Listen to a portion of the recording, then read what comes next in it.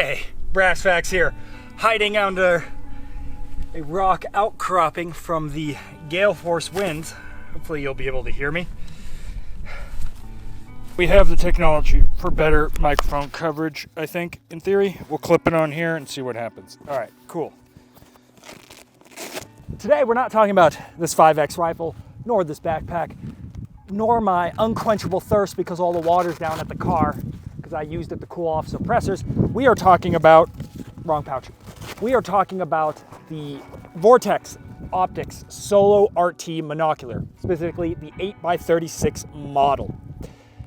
You know, I don't generally talk about products like this, like ever, these small one-off products that I have in my kit, but every once in a while, one of them comes along and I'm like, hey, that's kind of cool. And I want to bring it to you, the viewer. It's going to be a short video, but hey, I think a lot of you will find value in this as. So what specifically is it? Well, it's a fucking monocular, right? You look through it and you can see more farther, mo better.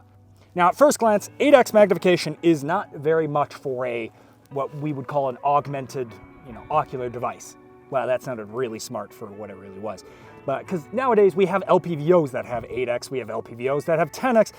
Some lunatics are even running LPVOs at 12x, and obviously we have rifle scopes that go up to 15, 18, whatever x. So at first glance, something like this doesn't really seem to pass the sniff test. It's not a lot of capability in it's not insignificantly small. It certainly is small and handy, but it's not insignificantly small. Here comes the fucking wind again. Well, let me posit you a couple scenarios where something like this might be useful to you. Your rifle simply isn't configured to have a lot of magnification.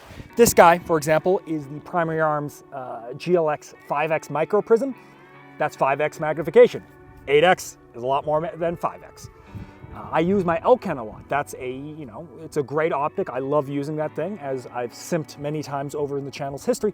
But 4X, while a lot for shooting in a lot of environments, more so than more people will give it credit for, 4X isn't very much in terms of observation. And that's where something like this might come in. Similarly, if you're on red dot or red dot magnifier gang, you don't have that much magnification. Now we have 6X and 5X magnifiers, but those comes with a lot of trade-offs on the shooting side of things. And because the magnifier is fundamentally a shooting PID kind of thing, something like this, once again, for PID and observation, might come in handy.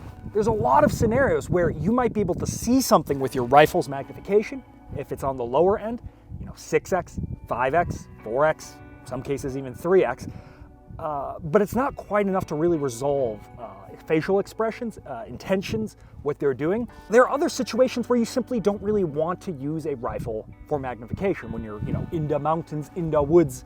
8X or 10X on an LPVO isn't quite the same as 8X on something like this. For starters, the rifle is significantly heavier. It's kind of a pain in the ass to constantly glass things like this. You can just unclip, look, reclip, like I have with the pouch over here. But the way this magnification is presented has a very large objective lens, 36 millimeters to 8X of magnification, versus most LPVOs having something like 24 millimeters or 28 millimeters of an objective compared with a 8X of magnification. The eye box is so much more forgiving on this thing, right? You don't need it perfectly centered on your eye. You can kind of just slap it up to your old Mark I eyeball and boom, an image presents itself.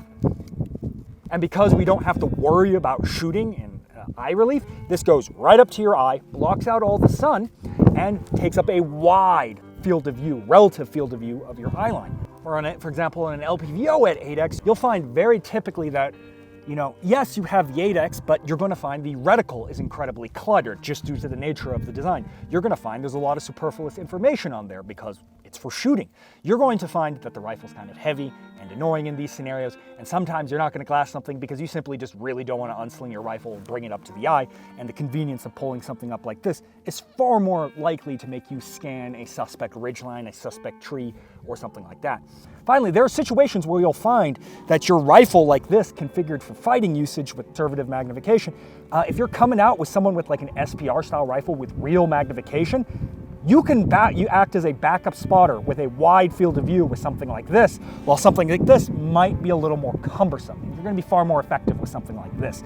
And then in some situations, you just want to look at something, right? There's no shit at the fan, there's no civil unrest. You're like, hey, what are the cops doing over there? Or what is going on at that construction site? Hey, what's that new building they're working on? You can do some, you can go look around at certain situations. The 8X version has an extra trick up its sleeve.